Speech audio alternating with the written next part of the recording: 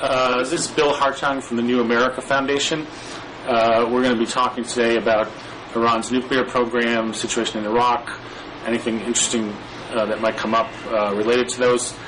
And I had a question for Joshua Muravchik, my interlocutor. I know that you've been an advocate of military force against Iran as a way to head off their nuclear program. I was wondering if you've changed your views in any way, given the recent national intelligence estimate that indicates Iran is not as far along as we had thought in their nuclear weapons development. Hi, Bill. I'm Josh Muravchik. I'm a resident scholar at the American Enterprise Institute and an authentic, original, dyed-in-the-wool neoconservative. I've also been a strong advocate of bombing Iran, and I still am. And I think the NIE is really a kind of shocking, scandalous scam. The NIE does not say that Iran is less close to having a nuclear bomb than we thought it was. In fact, it says exactly the opposite. It compares the current estimates with the estimates in 2005 and gives exactly the same timelines for when Iran might be able to produce a bomb. That is, it could conceivably have enough material by 2009, more likely a year or two or three later. That's unchanged, and the publicly released NIE was sort of all spin. That is, it began with a sentence that referenced a halt to Iran's quote nuclear weapons program. But why would they want to spin it that way? Close quote. And then the asterisk, it refers to a footnote at the bottom, which says, by the term nuclear weapons program, we don't actually mean their nuclear weapons program. We mean a particular part, which is at least the part of it that can be done most quickly, namely turning out a bomb once you have enough fissile material in hand. So but they do say that they don't think they have covert program for uranium enrichment or plutonium enrichment. Ergo, that we know what they're doing publicly. We can monitor it. Why should we be as concerned as we were before? They also aren't sure whether they've started the program up again. So, their intentions seem a little murkier than people have indicated. They don't currently have a bomb program. What they're doing, we seem to, have pretty well documented and in hand. So, what's the rush? I mean, why not try diplomacy? Why not find a way to bring leverage that doesn't involve bombing, which may or may not find the relevant facilities? It might just be kind of a way to stir up a hornet's nest. Well, I don't want to go on arguing with you for much longer about whether they do have a program. I mean, there's a kind of a trick use of the word program in the NIE, and there's no God-given definition of what a nuclear weapons program is, but they're trying to build a nuclear weapon. Whether someone in the intelligence community calls that a program or not seems to me to be sort of childish wordplay. But the substance of your question, Bill, is why not try other things? I'm all for trying other things. Look, the Europeans had negotiations for a number of years with the Iranians under the condition that they freeze their nuclear enrichment, because the nuclear enrichment, as you know, probably even better than I do, is the heart of the matter. That the Europeans said, look, we'll negotiate about this, but what we don't want is a situation where you're just stringing us along and we're talking, and meanwhile you're building a bomb, and at the end of the day you can turn around and say, we have our bomb. Never mind what we were talking about. So the condition of the European talks was that they freeze the enrichment, so that freezing the enrichment doesn't mean dismantling anything they had, but that they just hold everything where it was and then talk, and if they could reach an agreement, great. And if they can't, then of course Iran would resume enrichment.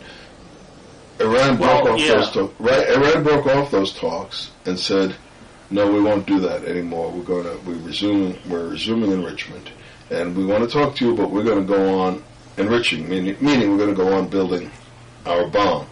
And as far as I'm concerned, I've always had the view that we should not refuse to talk.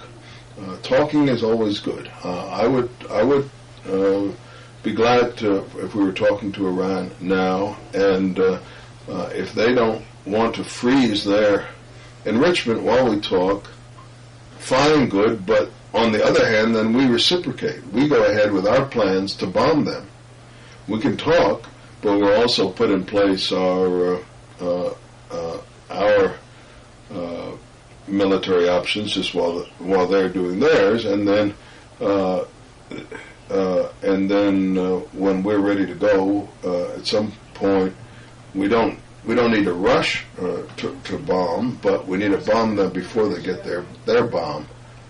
Well, I mean, the timelines are fairly different, though. I mean, it could take them years to get a nuclear weapon if they ever do, whereas to prepare this military threat could be a matter of months. And I mean, how likely are they going to be to negotiate when we're threatening to attack them, when there's this notion of regime change hanging in the background? I mean, isn't it necessary to have that sort of put to the side if you're going to have any hope of constructive interaction?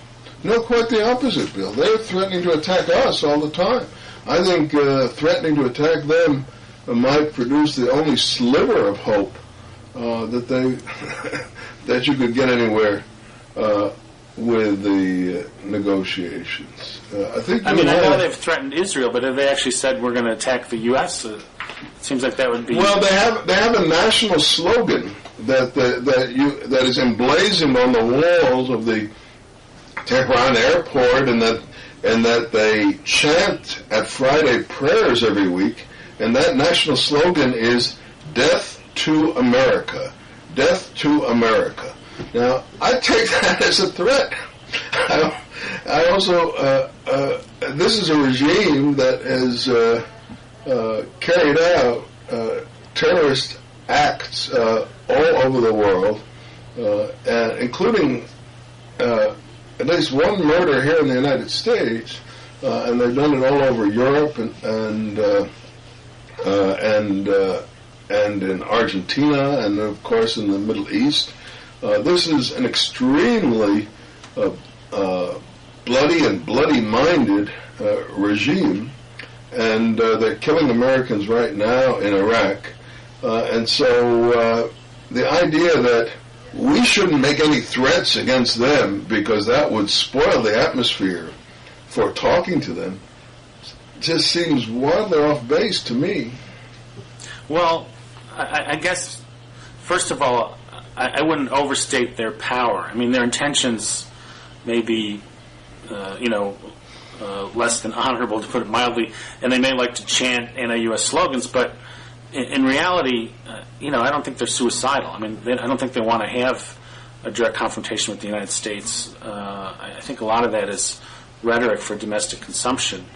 And, it's not really clear whether the mullahs who run the show are as hardline as Ahmadinejad has been on this issue.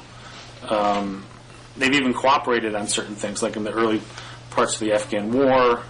There was some collaboration. I'm not sure that there's not a way forward that doesn't have to be done, through the barrel of a gun.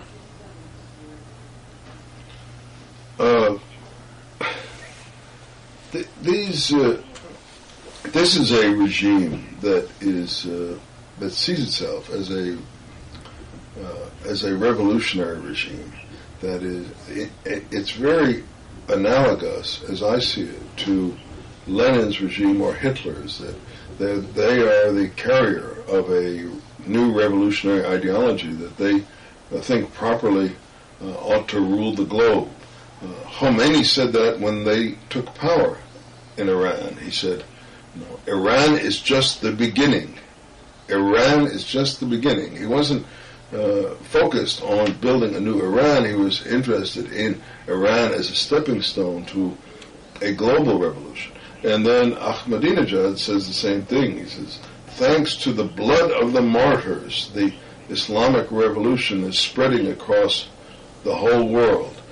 These guys are not interested in the sort of normal state-to-state relations of status quo powers. I mean, let's all talk over our differences, and then we'll go about building the prosperity of our country, and you'll go about building the prosperity of yours, and we'll all live happily ever after. That is not what they're about in the least. And that's as far as their intentions. So a moment ago, Bill, you said, well, their intentions may be bad, but we have to consider their capabilities, and their capabilities are limited or small. They're a lot poorer and less developed. I take that point, but my response to that is that's exactly right. That's the blessing that we have, and let's not give it away by letting them get a nuclear bomb. Once they get a nuclear bomb, they'll still be much weaker than we are. We have lots and lots of nuclear bombs, but they'll have in their hands the power to do something terrible, to kill millions of people at a single stroke. Well, I mean, there's a couple things. First of all, the comparisons to Lenin and Hitler, they just don't have the resources to carry through that kind of threat on the level that those tyrants did. And also, there's a split in the Islamic world. There's the Sunni-Shia split. Al-Qaeda, they're no friends of Iran, and I just don't see that happening. I sort of see it analogous to some degree in the sort of splintering of communism, in the Détente period, where this notion that it was this kind of monolithic global force sort of fell by the wayside with normalization with China, and as we learned over decades of the kind of decay of the Soviet system and so forth. So if anything, these folks are starting with less power, and there's sort of less to decay. They've never really been able to play on the global stage. And even if they got a nuclear weapon, which I think we should do, prodigious efforts to keep them from getting, what are they going to use it for? I mean, Israel's got deterrence. They've got their own nuclear weapons. We've got overwhelming nuclear force against them. Other than maybe saying, look, don't invade us because we've got this, this secret weapon. I really don't see what good it would do them. Well, there's a few points, Bill. One is that they don't have the heft, I assume you mean the industrial power, the size of population of Russia or Germany. But recall that when Lenin took power in Russia, Russia was completely on its back. I mean, it was, in any case, the least developed country of Europe, but it was also just completely exhausted and defeated in the war. It surrendered way when everyone else was still fighting, and Germany was on its back when Hitler took over. Yes, they were still they had more resources than Iran has, or they had more wealth relatively than Iran has today. But the point is that these two totalitarian systems were able to mobilize the resources of those respective societies and raise them quickly to a much higher level, often sacrificing other things and other needs of their population, but in order to turn themselves into a more highly armed juggernaut to pursue their revolution, their ideological agenda. And I think that the theocrats in Iran are out to do the same thing. And when you say, well, Israel has a nuclear bomb, we have nuclear bombs, we can deter them. Well, maybe we can deter them, but they do have this this terrorist connection.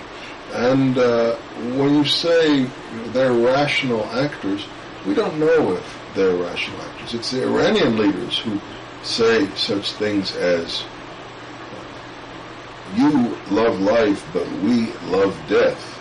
They're the ones who have the cult of martyrdom and who have encouraged thousands and thousands of young Muslims to go and blow themselves up in order to kill us in the process.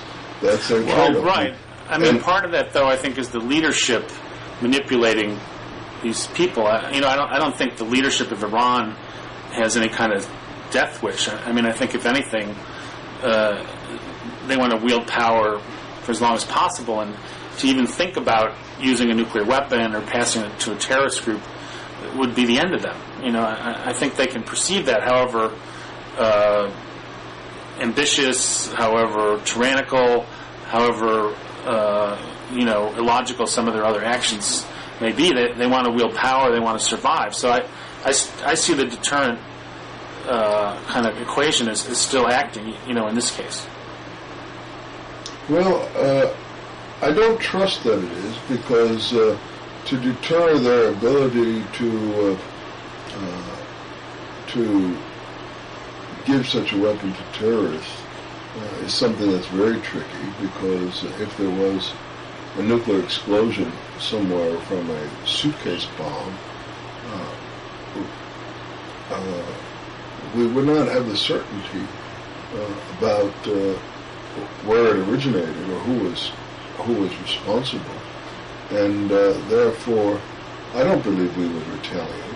The suitcase bomb went off in Chicago, and we believed that it originated from Iran, but we didn't know it for sure. Would we start launching nuclear missiles at Iran? I don't believe any American president would do that. And I think they know that. And so that I don't think there's any firm ability to deter terrorists. Well, there's a couple things. I mean, first of all, the suitcase bomb is always kind of thrown out there, but even the alleged Soviet ones, it ends up did not exist. If Iran wanted to build such a thing, it would take much longer than to build a crude nuclear weapon, which would take quite a while to even fit one on a missile, much less miniaturize it to that level. So, I don't see that as any kind of imminent issue. That could be decades. And as for, would the United States retaliate? Well, after the Trade Center, it didn't take that long. Granted, the footprint was a little more obvious because of the training camps, but, Iran would be probably at the top of the list if they had a nuclear weapon and something like this happened. So I don't think they could be so sure. I mean, I think that their assumption would have to be that there would be massive retaliation of one sort or another. Well, you think that would have to be their assumption, but I don't think it would have to be their assumption, and I think they would be right not to assume it. Look, even right now, when our soldiers in Iraq have captured a great deal of material made in Iran, brought in from Iran, that's being used for IEDs and killing our people there in Iraq. Every time that is revealed, our own military and civilian leaders are careful to say, of course, we don't know for sure whether this was authorized at high levels of the Iranian government. Maybe these are rogue elements of the Revolutionary Guards that are supplying this IED material. And to me, that's ridiculous. Of course, this is coming from the Iranian government, but the point is that we have the material. We know it's made in Iran. We know that maybe some we may even have captured someone bringing it in, some Iranian, but we don't have a chain evidence of a chain of command. So we can't be sure, who gave the order to do this. And I think the same kind of thing would apply in spades if there was a nuclear explosion, and then we had to start wondering who was behind it. I think it would be the reverse. I mean, if they went to all the trouble and money and resources and risk to build a nuclear weapon, I would think they'd have to have top-down control. It's not like some militia guy could say, "Oh, wouldn't it be fun to use this?" So, and even in the case of the IEDs to Iraq, they're not the only country that's playing sides there. I mean, there's Saudi money flowing in, there's fighters from Saudi Arabia. It's kind of a similar argument. Is it the Saudi government? Is it forces in Saudi Arabia? But, I think there is some legitimate question of what the role of the Iranian government is in this Iraq situation. Whereas if it was a nuclear weapon, it's a complicated business. They're going to have, top-down control. I don't think it could be some sort of rogue element that would just, take off and be able to implement that kind of attack, which is a good thing. It increases the possibility that it would never happen. Well, okay, maybe. Also, two more points on this, and then then we'll maybe move forward. But two more points on this, Bill. One is that you say that Israel also has a nuclear deterrent, which it does. But recall that it was Rafsanjani who, in the last presidential election in Iran, was the moderate, so-called alternative to Ahmadinejad. It was Rafsanjani who once said in a sermon at Friday prayers, if the Muslim world gets a nuclear bomb, then we could use it on Israel, because Israel is so small that a single nuclear bomb would destroy Israel, and then even if Israel retaliated and there was a nuclear explosion on the Muslim world, the Muslims are so numerous that it would only kill a small fraction, and the rest would be left. So he spoke with rather extraordinary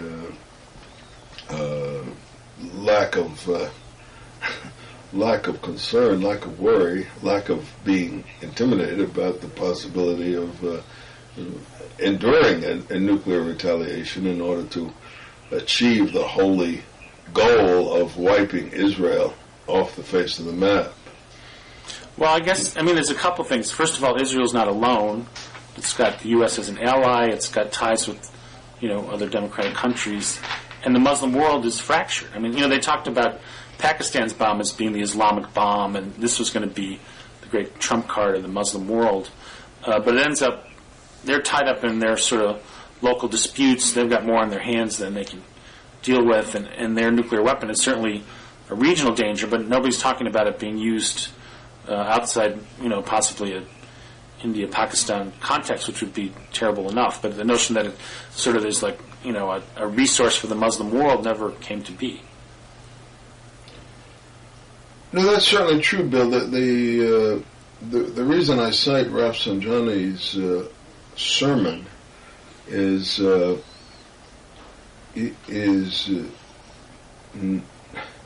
not to say that he's got a good, sound military plan there, but to speak to the issue of how these people think. You've been insisting that they're rational actors, and I'm doubting that they are. And here's Rafsanjani, who's sort of the most prominent moderate, who speaks in this blasé way of a nuclear exchange. The one other point I wanted to make on this part of our argument is even if they didn't hand their nuclear weapon to terrorists and didn't launch it out of the blue at Israel, once they get a nuclear weapon, it will be a tremendous engine, and maybe a decisive one, added to their drive to become the dominant power of the region. That's what they're after. They make that pretty clear. They make it more or less explicit. And certainly all the neighboring Arab states feel that. And if they got the nuclear bomb as a kind of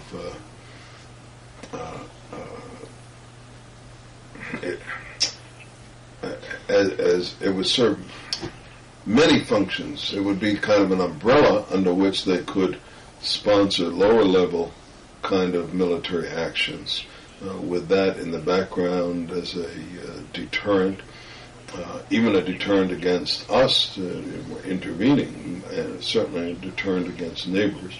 And then it would be a big intimidating factor, and I think that many of the smaller states in the region that may hate Iran and resent Persian dominance still have to live in the neighborhood and would make a calculation that they had better sort of fall in line behind this, what would then be the regional superpower.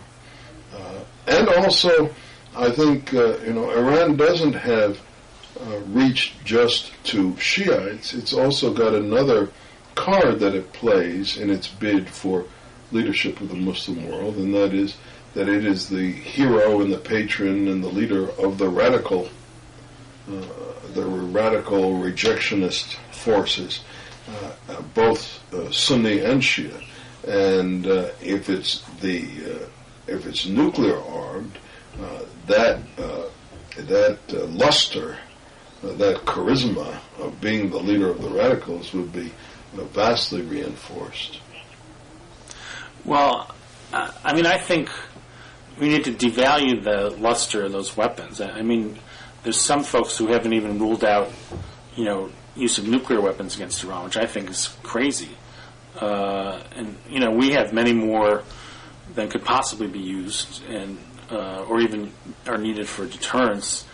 Why not see if we can't negotiate with them while we're demonstrating that we also see that these weapons are not really all that useful, and actually given the possibility of accident and somebody getting out of control or whatever, even though it's a low risk, we don't want any risk on that front. But that would imply dealing with all the nuclear powers, not just Iran. And Iran is going to be a regional power, and the question is, how do we shape that?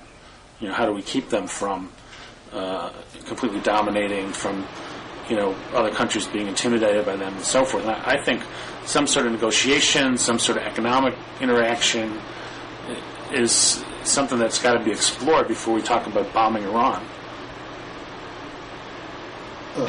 Look, negotiations and economic interaction, all this stuff, have been explored from day one, from the time these crazy guys took over. No sooner had Khamenei ousted the Shah than the Carter administration sent secret envoys to the new rulers and said, look, we want to have normal relations with you. And their answer to that was to seize our embassy in Tehran and take all of our diplomats hostage. Well, that's close to 30 years ago. Yeah, but Go ahead, the hostage takers have gone into opposition, some of them. So I don't know if we can take that early sort of fervor as a sign of where they stand now or how they might act now. I'm not taking it as a sign of where they are now or not. I think it is, by the way. The whole Ahmadinejad phenomenon is the sort of revivification of the revolutionary enthusiasm and extremism. That's but never mind whether you agree with me on that or not. Look, I'm not talking just about 1979. I was saying it started then, but we've been actually trying to talk to them and have relations with them constantly since then. In the 1980s, we had the famous Iran-Contra. And if you remember, we had that airplane with the secret delegation led by our national security advisor, McFarlane, with bringing them a Quran and or a Bible and a cake that was baked into the shape of a key. Here is the key to new relations and peace and harmony between us. And that the only thing they gave us for that is that once we gave them a bunch of weapons, they released Americans whom they or their proxies had been holding hostage for no reason in Lebanon. And then in the 1990s, when the Iranian people elected Khatami, who was relative moderate, and the vote for Khatami was clearly a kind of popular rejection of the hardline mullahs, then President Clinton made speeches as well as private overtures saying, "Look, we want to talk. We want to repair our relations. We want to have normal relations with you," and that was brushed aside by the Iranians. As I alluded to before, the Europeans have spoken to them about the nuclear program, negotiating for several years, and in the early 2000s, and we weren't involved, but everyone understood that the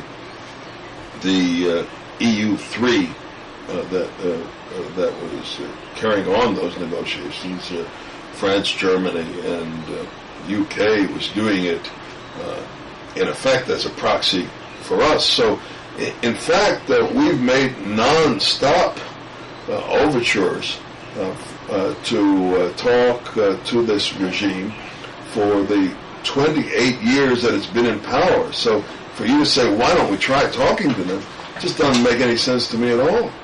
Well, I mean, there was a recent example, which Flint Leverett, one of my colleagues who used to be on the National Security Council, has talked about, where the Iranians in 2003 were willing to put everything on the table. The nuclear program, support for Hamas and Hezbollah, and a bargain that involved lifting unilateral sanctions, moving towards political recognition, and so forth. And the Bush administration not only didn't pick up on it, they didn't even want anybody to know that it had been broached. So I think... Are you talking about the famous thing mediated by the Swiss ambassador? Yes. Well, that to me is just silly. I've heard that many times in the press, that there was this Iranian overture. In 2003, they said to the Swiss ambassador that they really wanted to change their relations with us, and this message came from the Swiss ambassador, and it was brushed aside, and we missed the sort of golden opportunity to turn everything around. I'm sorry, Bill. It's not your own argument. You're one of hundreds of people who's referenced this. That to me is simply absurd, because if they wanted to have peace with us, so if the initiative through the Swiss ambassador didn't work, then the next week try the Finnish ambassador or the Belgian ambassador, or even better, communicate to us directly. We're here. We've been saying for 28 years. We were a normal country. We wish you were a normal country. If you were a normal country, we'd be happy to have positive relations with you. In fact, even before you get there, we'd be glad to talk to you about how to get to be a normal country. And all we have from them are suicide bombers and chants of death to America and sponsorship of terrorist groups. The idea that there was some golden moment when they suddenly wanted to go from being to devils to angels, and we didn't notice it, and therefore the window of opportunity slammed closed, just doesn't make any sense at all. Well, except for the fact that the sort of axis of evil language was out there, the implicit threat of regime change was out there, the invasion of Iraq was out there. So there were reasons for them to conceivably pull back, given the environment. They can chant death to America all they want, but our government has the power to, take them out. It would be bloody. I think it would be ill-advised. I think it'd be much like Iraq. It'd be a much bigger deal than some of the advocates would anticipate. But we're if we want to be, we're a real threat to them. I don't really see that they can. A lot of their stuff to me is bluster. It should be condemned. It's horrible, but I just don't see that they have the ability to follow through on it. Yeah, but I think you're sort of wrapping yourself in a self-contradiction. That is, we have the power to take them out. They're afraid of us, and therefore, because they're afraid of us, they won't say to us that they really want to have peace with us, even though that's what they want to do.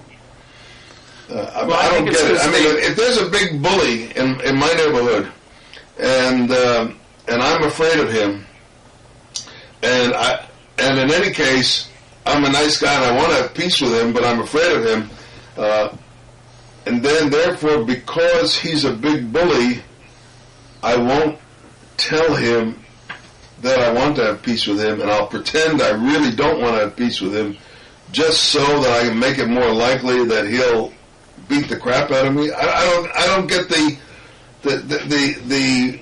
chain of reasoning that you're advancing here doesn't correspond to any set of human motives that I've ever observed. Well, I think that the ambiguity about whether they have a nuclear program or not is one of the cards they have to play. And I think their view is they're concerned the bully's going to beat them up regardless. And so, therefore, talk may not help anything and might even make them more vulnerable. I'm not saying that's logical. I'm just wondering if that's part of what sort of severed this possibility of real discussions.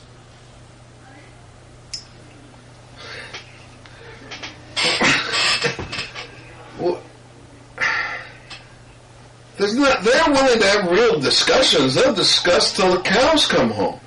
But your idea that these are sort of a bunch of nice guys who only occasionally make noises as if they're not nice guys because we're the real SOBs who are threatening them and criticizing them and have the capability to do them in, just reminds me of the sort of the most blind analyses of the Cold War, back when the Soviets were all nice and innocent, and the only reason that they didn't always act that way was because they were afraid of us, and we were so much bigger, and we were such bullies, and we were so aggressive, and we were so unwilling to make concessions to them that we scared the piss out of them, and therefore, and also we, antagonized them, and therefore they acted badly, against their true wishes and better natures. And this was a debate that people like me had with liberal doves, for decades in the Cold War. And then, finally, when Gorbachev came to power and called off the Cold War, it was resolved with crystal clarity that our doves here were 100% wrong, and hawks like me were completely right. That Gorbachev, in fact, said it. They were the ones, they had aggressive, evil designs, and the only reason there was conflict between us was because we stood in the way of their designs and resisted them. And what I'm arguing to you, Bill, is that something very analogous to that is going on and has been going on for since the triumph of Khamenei and the creation of the Islamic Republic, that these are not good people. These are people with a revolutionary cause, and it is a totalitarian cause. They want to rule the world, and they want to. I'm not saying they're capable of doing it, which I don't think they are, but I think it's what they want to do. They want to impose their own vision of the good society, which is a society ruled by Sharia, in which women are kept in their place, in which homosexuals are beheaded or flogged, and in which the sovereignty comes not from the people but from God, and they have an unbroken history for the 28 years in power of being among the most bloody people on earth in terms of torturing and murdering their own citizens, and also in terms of carrying out and sponsoring grisly violence in all corners of the world. And go ahead. I'm not saying they're good guys. I mean, I think I go back to the issue of, can they really hurt us? I mean, I think we have plenty of leverage short of military force to turn this situation around. I mean, Iran is no Soviet Union, and in the Cold War, a lot of the argument was, well, the Soviet Union does have the capabilities. They're hiding them. They're ahead of us. And I think after the Cold War ended, it was pretty clear that that was not the case. That they were sort of, not a paper tiger, but they were projected as being much more powerful than they were. But compared to Iran, I mean, there's really no comparison. I mean, they had the capability in the Soviet Union to end life as we know it. Iran will never have that. And so I just think you don't have to think they're good guys to think that there's some survival instinct among the leaders that will give us something to work with in terms of containing Iran and shaping its behavior.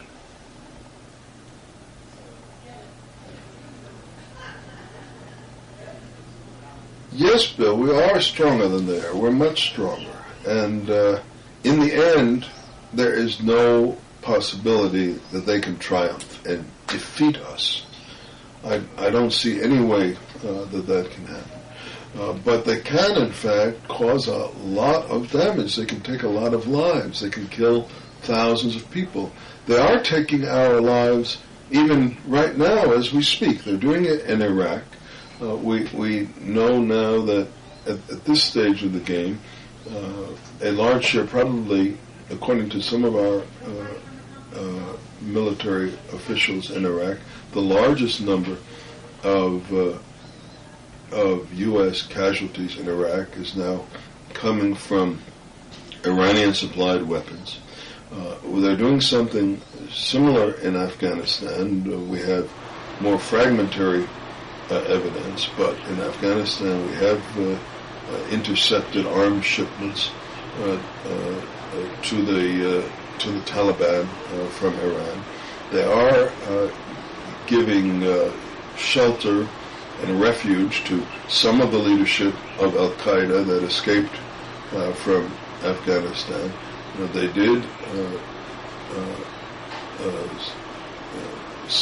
provide the missiles that were rained down upon Israeli civilians last summer by Hezbollah, and I could go on. So yes, they can't defeat us, but they are have to kill as many of us as they can, and these are people. This is a movement. This Iranian global Islamic revolution that is in its very heart antagonistic to us. That's why it calls us the Great Satan. That's why it has the slogan "Death to America." And if you say, well, it's keep in mind that we're stronger than they are. Yes, not only do I want to keep it in mind, but I want to keep us stronger than they are. We will always be stronger than they are, of course. The problem isn't that they could catch up with us in strength. The problem is that they could get modern weapons, even though they're not nearly as developed as we are, that can kill thousands or millions of people, and also that the spread of their power in country to country and trying to take over that region could unleash a lot of wars in which we'll get entangled, in which a lot of both Americans and even more other people will get killed. This is an aggressive, evil regime, and we need to resist it as intelligently and as forcefully as we can. Well, I think if we bombed them, it would increase the possibility of them making more trouble in the region, stirring up regional conflict, and so forth. And, the truth of the matter is, even if Iran didn't exist, we'd be in huge trouble in Iraq. We'd be in big trouble in Afghanistan. It's not entirely clear whether the weapons in Iraq are coming, from the top down, commanded by the Iranian mullahs. And there's a lot of other folks in the mix. You've got the Saudi money flowing in. You've got other factors. And, some analysts say that the Iranian contributions, from whatever source within Iran is not the critical factor. So, again, I think their rhetoric far outreaches their capabilities. And also I think if we want them to stop doing the things that are hurting Americans, that are hurting our allies, we've got a much better chance in the context of sort of a grand bargain with them than we do by using force, which, we can't occupy Iran. If we bomb them, it's, I think it's just going to stir up more trouble than it solves. Well, what I'm willing to grant you of what you said, Bill, and I think it's an important point, is that if we bomb them, there are likely to be bad consequences for us. I don't want to deny that or to minimize it. That is, there'll be a lot of anger at us in the region. There already is a lot of anger, but there'll be more in that it will be seen by some as an anti-Islamic action on our part, and it'll be seen by some as just another wanton use of American power that they resent. And also, in all likelihood, the Iranians will try to retaliate against us in some way. So when I advocate using military force to stop Iran from getting a nuclear bomb, I don't want to do it in a cavalier way that minimizes that this will be a painful course of action for us.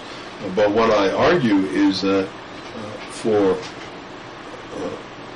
them to have a nuclear bomb will be a more painful situation for us and for many others, and that it's the lesser evil. To say that we have other problems as well is, of course, true, Bill, but that it's immaterial. If you've got cancer, it may also be that you have arthritis and psoriasis and a cold, but those other maladies aren't reasons for not trying to treat your cancer. Well, we may have exhausted our differences on this topic. All right. What do you want to argue about next? Well, how and when and in what manner do you think we should get out of Iraq?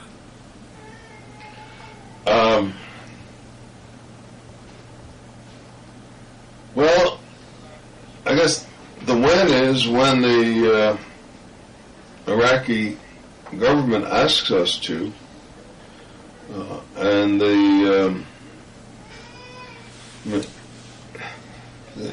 I think to get to the essence of the point, which is probably an essence of the difference between us,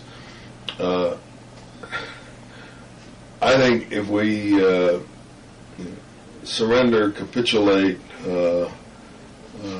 turn tail, whatever, and in effect allow ourselves to leave Iraq in defeat, it will be a catastrophe, and it will set the stage for much more grisly wars for a long time to come, maybe many of them, and so that the time to get out of Iraq, or the way to get out of Iraq, is once we've succeeded in stabilizing Iraq, so that there'll be some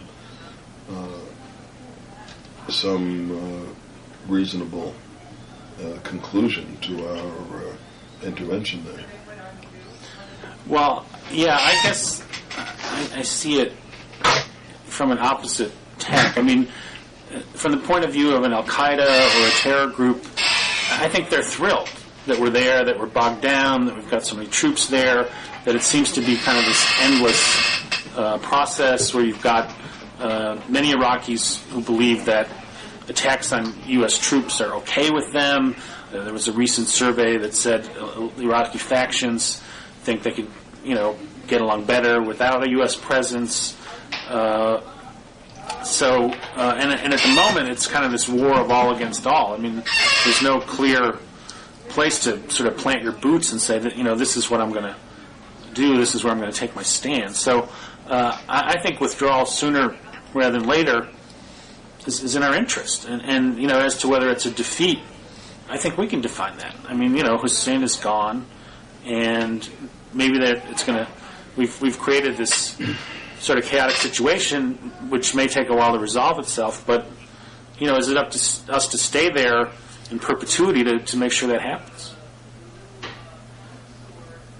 I think everybody in the region and most people in the world see what's going on there as a huge test of strength between the U.S. and democracy on the one hand, and Al-Qaeda and radical Islam and jihadism on the other. And you can say we'll define it however we want, but that seems to me to be a child's game. I mean, you can call, it's a paraphrase President Lincoln. I mean, you can call a donkey a horse, but it doesn't make it a horse. And no one who sees it is going to think it's a horse. And the fact is, this is a huge test of strength between us and the forces of radical Islam. That is what it is, for better or worse. And I think there's a much better argument to be made that we made a mistake going into Iraq. I think there's. I myself am not sure. I'm of two minds about that. But the idea that we could just give up and leave, and that we could minimize the consequences of that by how we define it, just seems to me to be utterly blind. The other thing that I find strange in what you say, Bill, is it seems to me that you're sort of repeating something that had some plausibility before the surge, but that you're 6 months out of date to say it's a war of all against all and so on. I mean, every piece of information that's come out of Iraq in the last several months has shown that the situation is moving away from that scenario. That it's not a civil war. I noticed that most of the anti-war people have stopped using that term.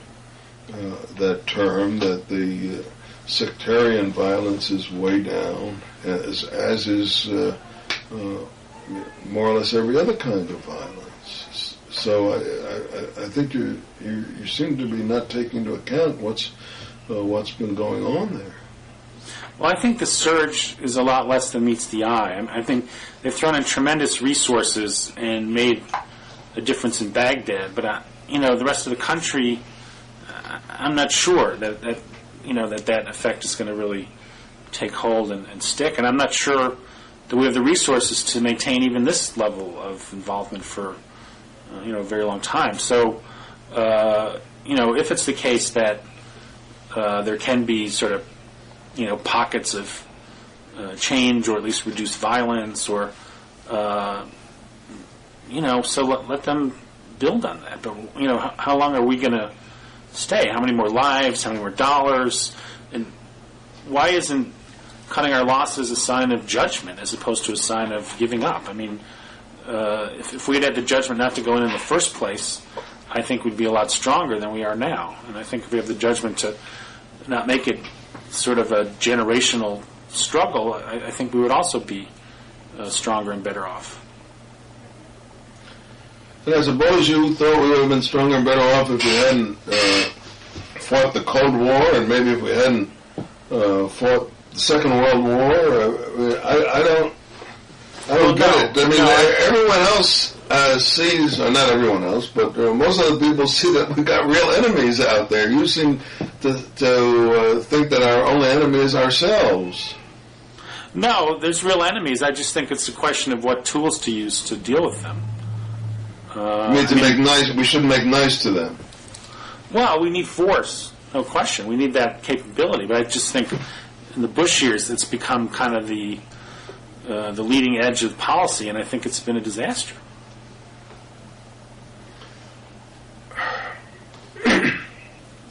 Well, it's sort of too broad a statement for me to respond to. I don't know. There are not enough specifics there, but and if you want to argue about whether we should have gotten into Iraq, I'll be glad to talk about that. I'm not sure I'll argue with you head on because I'm sort of ambivalent about it myself at this point. But what I'm not at all ambivalent. Yeah. What did you feel at the time, though? You were very supportive, right?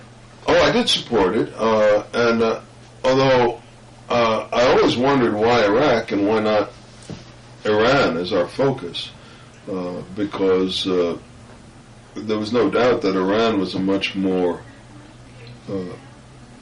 active supporter of terrorism than Iraq, and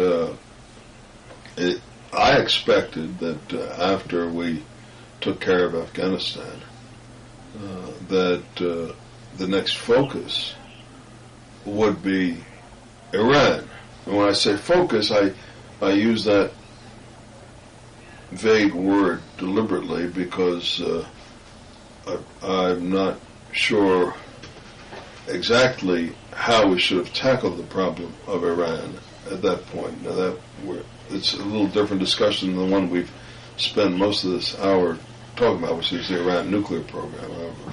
I'm talking about now about the Iranian support for terrorism. I'm not sure when I say the next focus should have been Iran, I don't necessarily mean we should have conducted the same kind of invasion we did of Iraq. I mean, I'd really want to examine more closely what the options were that we had with Iran. But so I didn't understand exactly why the administration chose Iraq as the next theater for the war against terrorism. But I supported it because it wasn't for me to choose. I wasn't in the government.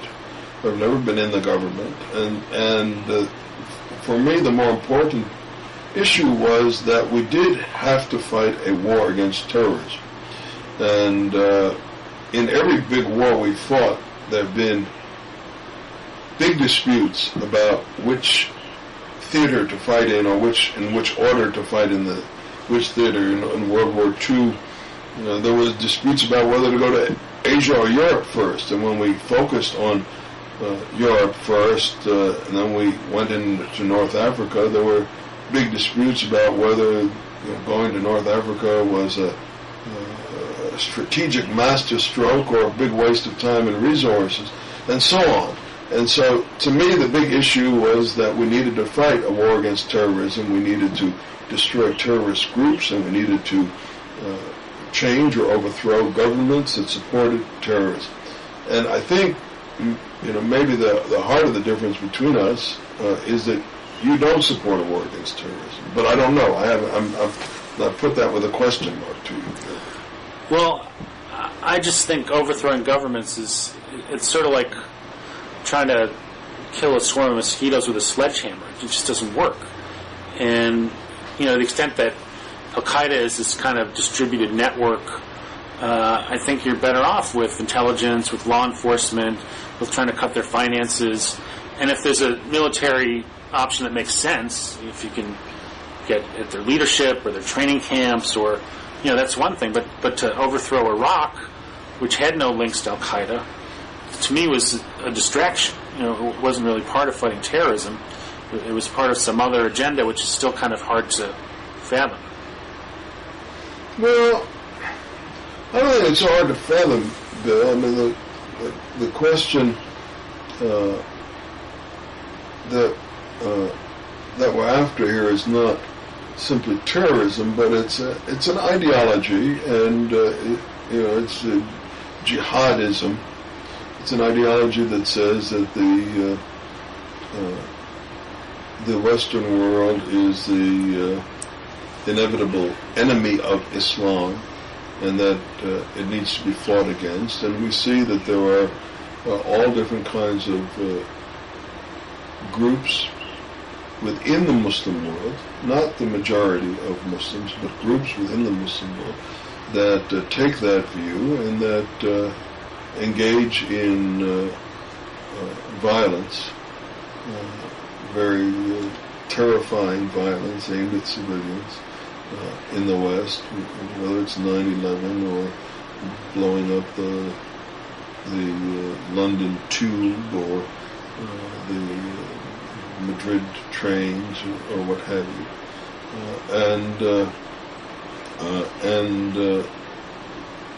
and this is a movement that, while it's only a minority, it does have a lot of support. And the question is, should we fight back against it, or should we pretend it's not there and say, well, this is just a law enforcement problem? Well, I mean, law enforcement had some good effects in the, after the first Trade Center bombing, in some of the other attacks in Europe. I wouldn't dismiss it as as if we're not taking action. And we're still down to the question of, does overthrowing governments really help in fighting terrorism? I haven't seen any good evidence of that. Even in Afghanistan, where it may have set them back a little bit, it seems like they just redistributed around the world. A lot of these attacks, it appears now, can be carried out without a government sponsor. And so I just think we need to rethink our strategy. I don't think, preventive, preemptive war has really given us any kind of progress or anything to point to as a useful tool. I don't think you do mean we need to rethink our strategy. I think you have another strategy in mind, and the strategy you have in mind is not to fight them. It's just sort of to talk to them and to arrest someone here and there when we can, or else issue a warrant for their arrest, or else instead of destroying the Al Qaeda training camps in Afghanistan, where there were tens of thousands of people training to kill us, your solution is that we should have mailed them all restraining orders from a judge. Well, it depends whether they have a post office. Well, we could have, instead of dropping bombs on them, we could have dropped the leaflets on them. But I mean, the Afghan case is unusual. We knew where the training camps were. It was kind of a relatively clear target. But in Iraq, the connection wasn't really there. If anything, I think we've made the terror situation worse by going in there, because our troops are sort of in the shooting gallery where they've jihadists from around the world are having at them, and I think it's been a rallying cry. The infidels are invading, our turf and so forth. So it's not that I don't want to fight them, and I don't really want to spend money on postcards either. But it's just what's the smartest way to do it, and I just think. But I think you've just in different language made exactly the point that I made 10 minutes ago when you say it's become a rallying cry and a rallying point for jihadists throughout the world. They've gathered in Iraq to fight us.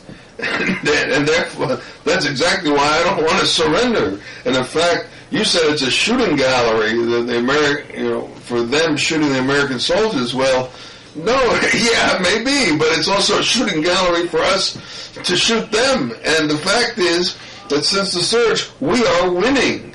And Al-Qaeda in Iraq is a broken force. And if we persevere and break their backs, then we will have taken the wind out of this whole international jihadist movement. And if we do what you recommend, which is to throw up our hands and run away, and they are seen by the whole Islamic world to have defeated us, we are going to be fighting them for 20 or 30 years in much bigger wars. Well, I mean, Al-Qaeda in Iraq, to some degree, was a outgrowth of the war in Iraq. And if, they come, they go, I don't think it'll have a big effect on the broader terrorist network. So I guess I don't see it as, if we don't win, in a military sense there, that somehow it's going to lead to all these bigger consequences. I think if we were smart, if our troops are targets, let's move the target. I mean, I don't think we're really, in terms of dealing with international terrorism, I don't think we're making much progress there. Maybe, there'll be some progress against this local group, but at some point the Iraqis are going to have to deal with them. It's not going to be up to us to root them out to the last person standing. Well, we've gone for more than an hour, and it might be gentlemanly to let you have the last word and leave it there. It's probably, I think we've had a good discussion, and we've spent plenty of time, and it's been good. You made me think, so. Good, and likewise, and maybe we'll do it again. Great. Okay, Bill. All right, take care. Bye-bye.